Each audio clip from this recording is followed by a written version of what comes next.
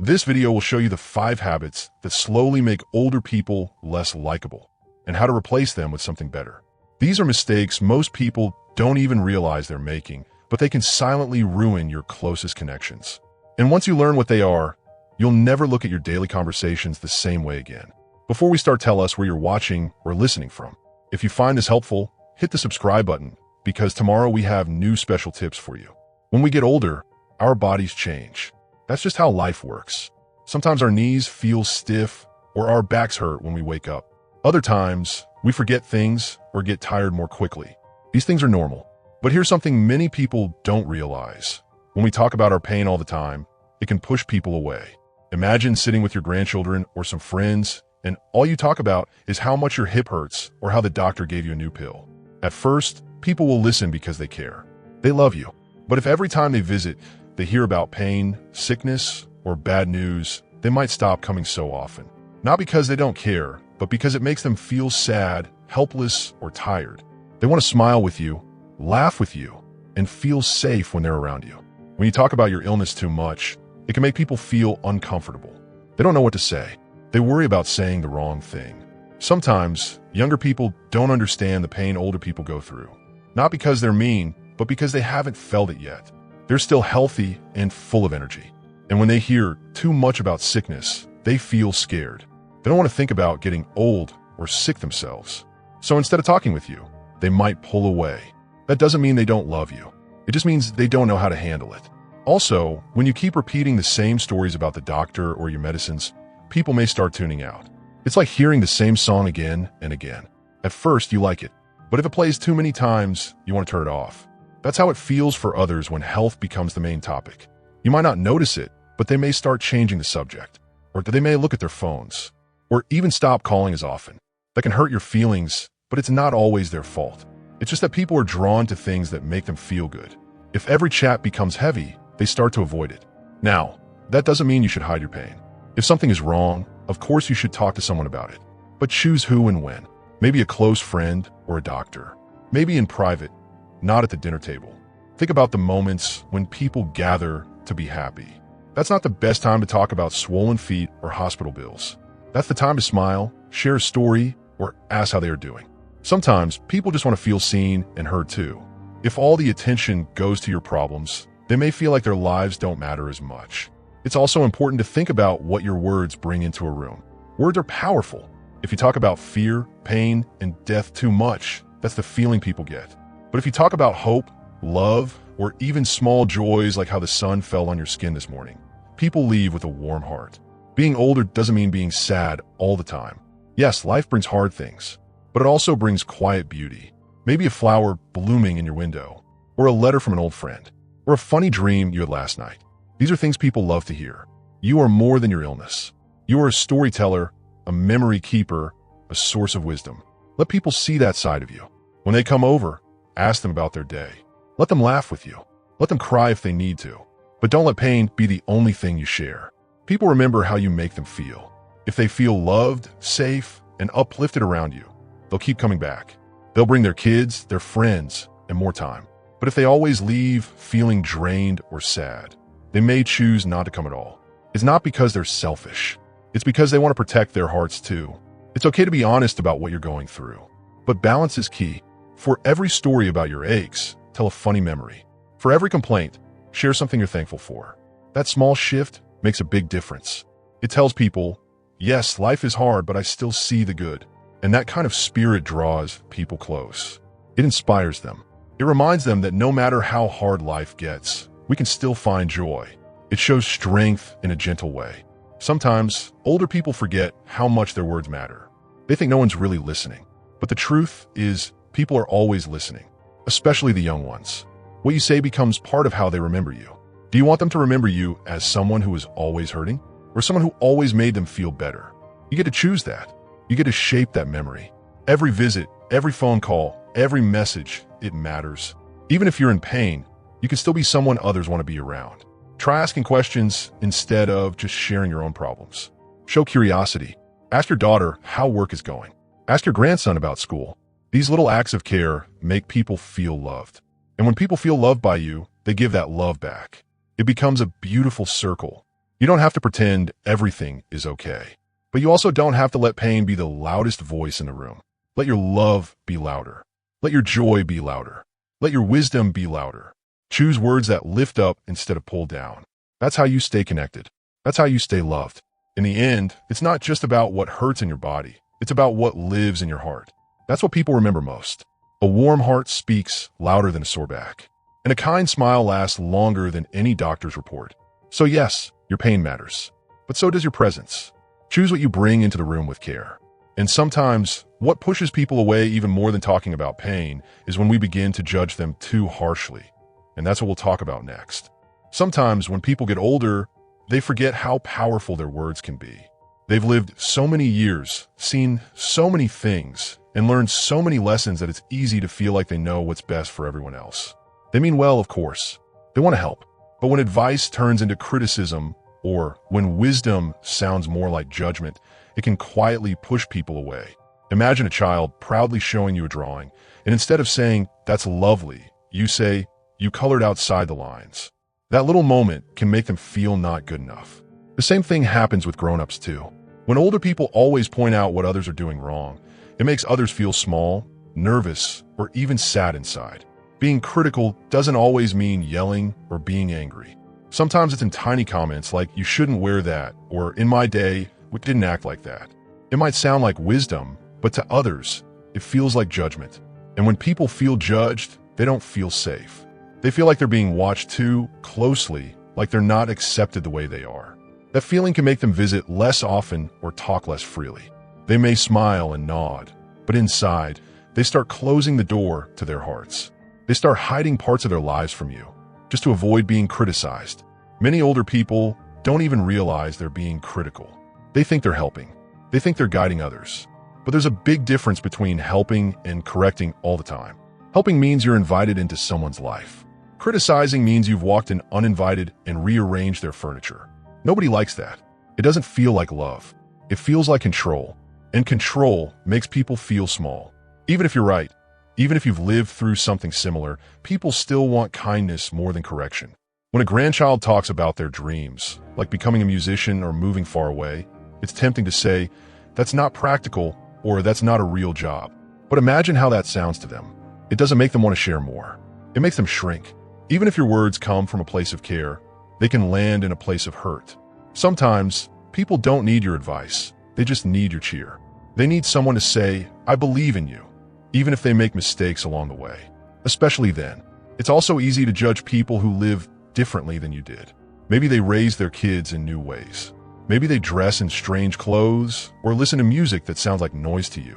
But different doesn't mean wrong. It just means different. Times change. Styles change. Even values shift a little. But love should stay the same. Love listens before it corrects. Love accepts before it advises. And love always chooses kindness first. Some older folks feel like they've earned the right to say whatever they think. And in some ways, they have. Age should be respected. But respect is a two-way street. If you want others to listen to you, they need to feel safe with you. If your words always carry a sting, even if it's small, people will start to protect themselves. That means fewer visits, fewer phone calls, less laughter in the room. Not because they don't care, but because they're tired of feeling not good enough. Kindness is never out of style. Encouragement never gets old.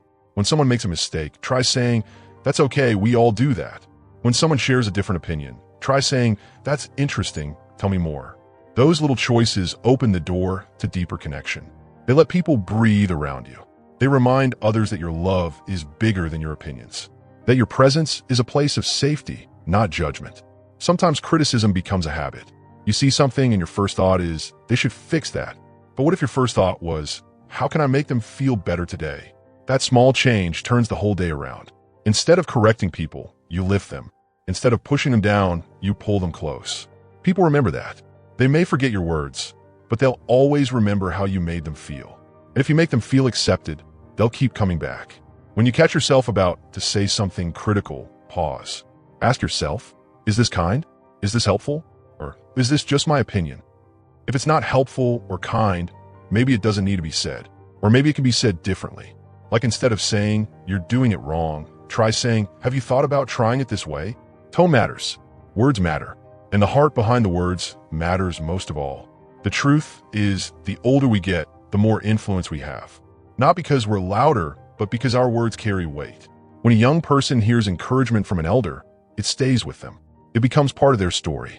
But when they hear criticism too often, they start to tune it out, or worse, believe it. And no one should carry that kind of heaviness from someone they love. Being less judgmental doesn't mean you lose your values. It means you lead with love instead of rules. It means you see people, not problems. You hear hearts, not just habits. It means you give others the same grace you hope to receive. Because we all need that grace sometimes. You may have lived through harder times. You may have worked more or had stricter rules. But today's world is different. And the people living in it need your support, not your scolding. They need your wisdom, yes, but wrapped in gentleness, not in shame. That's how you stay close. That's how your voice becomes one they want to hear. At the end of the day, it's not about being right. It's about being remembered with warmth. It's about being someone people call when they're happy, not just out of duty. It's about building bridges, not walls. And the best way to do that is to trade criticism for compassion. Trade judgment for joy. Trade harshness for hope. Because sometimes what people truly need is not a lesson. They just need someone who listens. And that brings us to something even more powerful than what we say. It's how we listen that shapes everything. There's a special kind of magic in feeling heard. When someone really listens to you, not just with their ears, but with their eyes, their face, and their heart, it feels like sunshine warming your soul. That kind of listening makes you feel seen, understood, and loved. But sometimes, as we get older, we stop listening as well as we used to. Maybe it's because we've lived through so much and we've already heard stories like this before. Maybe it's because we're eager to share what we know, or we feel like we need to speak before we forget. But slowly, without noticing, we begin to talk more than we listen. And when that happens, people start to drift away. You might be in the middle of a conversation and interrupt with your own story. You might finish someone else's sentence or answer a question before they're done speaking. It's not always meant to be rude. In fact, it's often done with excitement or love. But when it happens again and again, people start to feel like their words don't matter. Like their voice is too small in your presence. And when people feel small, they stop sharing. They start keeping things to themselves, and before long, the connection between you gets weaker. Good listening is more than being quiet while someone else talks. It's about giving them your full attention. It's about nodding gently, looking them in the eye, and not thinking about what you'll say next. It means being patient when someone struggles to find the right words, and not jumping in to rescue them with your version of their story. It means showing that their words matter just as much as yours, even if you've lived longer or been through more. That's what makes people feel respected. Many older people have important things to say. And yes, your voice matters a lot. But it's not the only voice that matters. Younger people need to be heard too. They need a place where they can express their feelings without being corrected or redirected. They need someone who listens not just to respond, but to understand. If every conversation turns into a speech or a memory from your past, they begin to feel like their life is only half important. That hurts, even if they never say it out loud. Sometimes people don't want answers. They just want a safe place to speak. When your daughter is tired from work, she may not want advice about her career. She may just want to talk about her day without being told what she should have done differently. When your grandson tells you about a problem with a friend, he might not want a lesson about how things were in 1955. He may just want a hug. Listening is love without conditions. It's saying, I'm here for you, with your silence and your attention. Even when someone is wrong, you can still listen with care. You don't have to agree with everything to be a good listener. You just have to care enough to let them finish. To say, I see how you feel, even if you'd handle things another way. That kindness builds trust. And trust is what keeps relationships strong, even across generations. One reason older people talk more than they listen is because they worry their stories will be forgotten. They want to be remembered, to pass down their experiences. That's a beautiful thing, but it can still happen while making space for others. Your stories will mean even more when they're part of a real conversation, not a one-way street. And when people feel heard by you, they'll be more eager to hear you in return. That's the magic of listening. It opens doors both ways. Think of a conversation like a seesaw. It only works when both sides go up and down, sharing the moment. If one person always stays up in the air, the balance is lost. And no one enjoys being stuck in a down position, always listening, never lifted. Listening brings balance. It says, you matter too. And that little phrase is everything. Sometimes People stop calling or visiting not because they don't love you, but because they feel like they don't have room to be themselves around you. They feel like they're only there to hear your latest story, not to share their own. Or worse, they feel like they can't say what they really feel because you'll talk over them or tell them what they should feel instead. That kind of silence is heavy. It fills the room with distance, even when you're sitting side by side. Being a good listener isn't always easy. It takes patience. It takes letting go of your need to always be right or always be wise. But it's one of the most generous gifts you can give, especially as you get older. Because when you listen deeply, you become someone others trust, someone they confide in, someone they miss when you're gone. And that's a powerful legacy to leave. You might think, but what I have to say is important. And it is. Your voice is a treasure. Your experiences are gold. But so are theirs. So are their dreams, their doubts, their little daily stories. When you honor their voice, you're not losing yours. You're multiplying the love in the room. Try it sometime. The next time someone calls or visits, just listen. Don't interrupt. Don't teach. Don't fix. Just say things like, wow, or tell me more, or that must have been hard. Watch how their eyes light up. Watch how the wall between you disappears. Listening builds bridges like nothing else. Even when the conversation is slow or quiet, sitting in silence together can be its own kind of listening. You don't always need words. Just your presence, your nod, your patient smile. That's more comforting than any advice in the world, because it says, you don't have to be perfect around me. You're safe here. People often forget what you said, but they never forget how you made them feel. And being a great listener makes people feel seen. It makes them feel special. It makes them feel close to you. That's the kind of closeness that lasts, no matter how old you get. So, if you want people to love being around you, don't just talk, listen. If you want their hearts to stay open, don't fill all the air with your words. Give them space to breathe, to speak, to be. That's how you stay connected. That's how you stay truly loved. And when you listen well, you start to notice something else. How often people talk about the good old days and how that can make others feel left out. Sometimes older people talk a lot about the past. They remember the old days, the music, the jobs, the family dinners, the way people dressed, and how children behaved. They often say things like, back in my day, we respected our elders, or things were better when I was young. And it's true, the past holds many beautiful memories. The dances, the neighbors who left their doors open, the way people helped each other. It all felt more simple, more real. But when someone talks about the good old days all the time, especially in a way that makes today sound bad, it can make others feel unimportant or like they're never good enough. It can make children and even adults feel like they live in the wrong time. You might not mean it that way. You might just be sharing something from your heart. But when people always hear that everything was better long ago, they start to feel like nothing they do today can ever match up. It makes them feel like their lives are missing something, like they're disappointing you, even when they're trying their best. And that hurts, not because they don't love your stories, but because they want to feel that you love their stories too, the ones they're living right now. When someone is always comparing today to yesterday, it becomes hard for others to feel proud of what they've done. Imagine baking a cake for your grandma, and her first words are, "We used to make cake from scratch, none of this box stuff." That small sentence can make someone's heart sink. It might seem harmless, but it carries a message. The way we used to do it was better. And that message, repeated again and again, makes people stop trying. They feel like their efforts will never measure up to your memories. Memories are like treasures, but they should be shared like gifts, not like weapons. If you tell a story about how your family used to gather every Sunday, that's beautiful.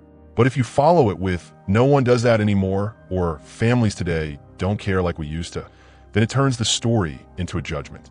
That can make people feel like failures, even when they're doing their best with busy lives and new challenges you may never have faced. Today's world moves faster, and it's not always easy to slow down for a big family meal. That doesn't mean people love each other less. It just means they love differently now. Also, when older people say, "Kids today are so spoiled," or "People don't know how to work hard anymore," it can feel unfair to the younger ones who are working hard in new ways. Maybe they sit at a computer all day instead of digging ditches, but they're still giving their best. Maybe they text instead of calling, or they follow new trends that seem silly. But that doesn't mean they don't care about you. It just means they live in a world that's different, not worse. Young people want to feel proud of their time too. They want to make memories of their own, not always be told that their memories will never be as good as yours. When you say, "I'm glad I grew up when I did," they might hear, your time isn't worth much. They may not say anything, but their hearts hear it loud and clear. And over time, it makes them visit less, talk less, and open up less. Not because they don't love you, but because they don't feel loved by you when the past always seems more important than the present. You don't have to stop telling stories. In fact, your stories are gold, but the way you tell them matters. Try saying, "I remember when we used to," and then add, "I'd love to hear how you do it now." That little sentence opens the door to connection. It says, "I value your life too." It turns your memory into a bridge instead of a wall. And when people feel welcomed into a conversation, they want to stay. They want to share, laugh, and learn together. Instead of saying, "Music today is just noise," ask someone, "What songs do you like these days?" Let them share their joy, even if it sounds different from yours. Who knows, you might find something in it you like too. Connection often starts with curiosity. Noticing what brings others joy, even if you don't fully understand it, shows them you care. When you say things like, "We didn't have phones when I was your age," try adding, "It's amazing how much the world has changed." That way, you're not shaming the present. You're celebrating progress. Young people aren't looking to erase the past, but they don't want to be erased by it either. They want to walk beside you, not behind you. It's okay to miss the past. It's okay to feel like things were better in some ways. But today has its beauty too. There are new inventions, new kinds of family connections, and new ways of being close. Grandparents and grandkids can laugh together on video calls. Photos can be shared in seconds. People can stay close even if they live far away. These are the miracles of today. When you talk only about the past, people start to feel like they're losing you, like your heart is stuck somewhere else. But when you bring your heart into the present, when you ask questions, show interest, and say, "Tell me more," people feel like they've got you right here, right now. And that's what matters most. Your memories are special, but so are theirs. And when you hold both with equal care, that's where love grows deepest. You can laugh about how you used to play outside all day, and then ask your grandchild to show you their favorite game on their phone. Both moments matter. Both stories belong. Even the way you talk about prices or manners can make a difference. Instead of saying, "Everything's so expensive now," try saying, "Things sure have changed. What's it like for you these days?" That shift invites a real conversation instead of a lecture. It turns complaints into connection. People are not drawn to those who make them feel wrong about their lives. They're drawn to those who make them feel accepted in their own time. When you celebrate the now, even just a little, you help others feel proud of the life they're building. You remind them that their time matters too. You'll always carry your past, and you should. It's part of who you are. But don't carry it like a shield that keeps others out. Carry it like a photo album, one you open gently with warmth and a smile that says, "Let me tell you a story." And then, when the story ends, ask to hear one of theirs. Because every generation has its own beauty, and we need each other to see the full picture. And yet, even when we try to celebrate today, sometimes we fall into another trap, believing we know everything because of our age, and that can quietly push people away too. When you've lived a long life, it's natural to feel like you've seen it all. You've been through hard times, happy times, and all the little things in between. You've made mistakes and learned from them. You figure out how to do things right and how to avoid doing things wrong.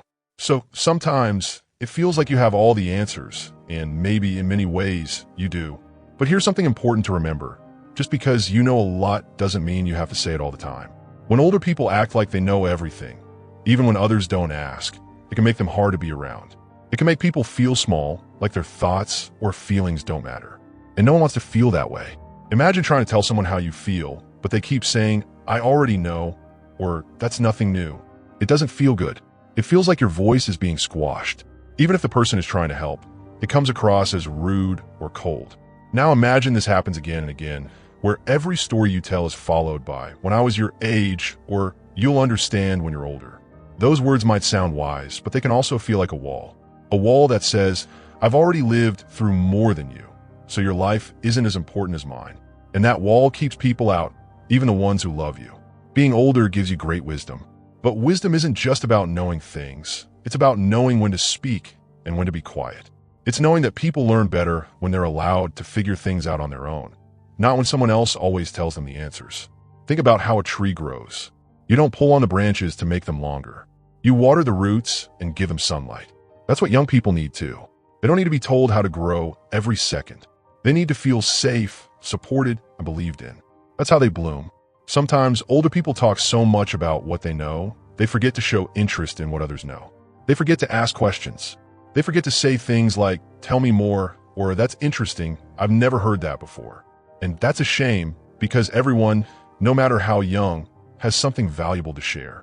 Even a child who's only been alive for 8 years has something unique to say. If we're always trying to be the teacher, we miss the chance to be the student. And learning never ends. Not even at age 70, 80, or 90. When people feel like they're always being corrected or one-upped, they stop talking. They feel embarrassed. They might be telling a story about something that happened at work, and suddenly the older person says, "That's nothing, you should have seen what we had to do in my time." That kind of interruption doesn't feel like connection, it feels like competition. And relationships aren't about winning. They're about sharing, growing, and respecting each other's experiences. Even if your story is bigger, louder, or more dramatic, let others have their moment.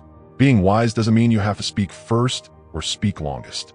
True wisdom often means speaking last, after everyone else has had their turn. It means listening deeply before giving advice. It means offering your thoughts like a soft hand, not like a hammer.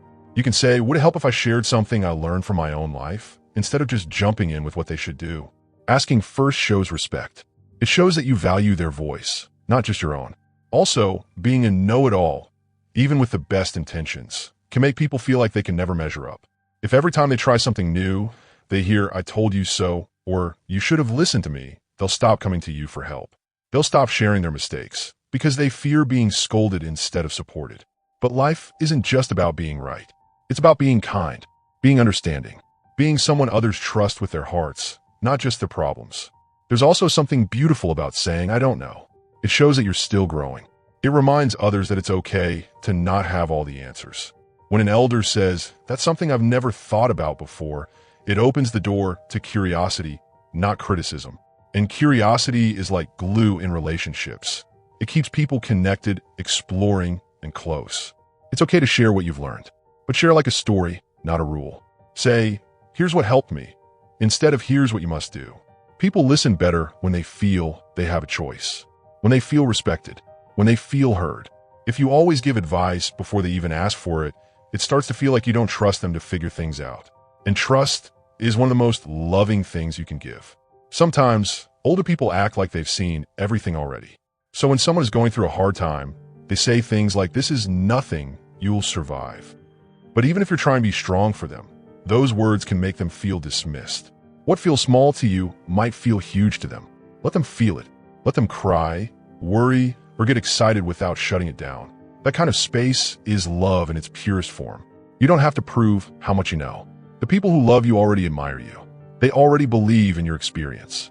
But if you keep trying to show them how smart you are, they might start to feel like you don't think they're smart at all. And that can quietly break their hearts, even if they smile through it. One of the best gifts you can give is your humility. Not the kind that says, "I'm not important," but the kind that says, "You are important too." When you show others that their ideas matter just as much as yours, you make them feel worthy. You make them feel like equals. And that's where real closeness begins. Try saying things like, "That's a new way to look at it," or "I hadn't thought of that." Try being amazed instead of always being right. Try asking for help sometimes, even when you could do it on your own. That shows trust. It shows openness. It shows love.